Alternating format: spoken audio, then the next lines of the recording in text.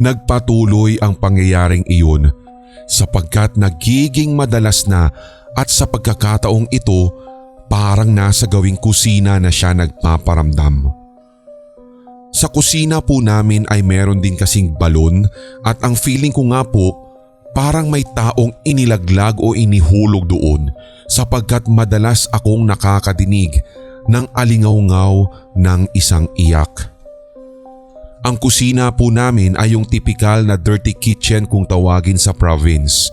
Wala din po itong bubong sapagkat ang tanging silong po nito ay ang mga malalagong puno sa likod.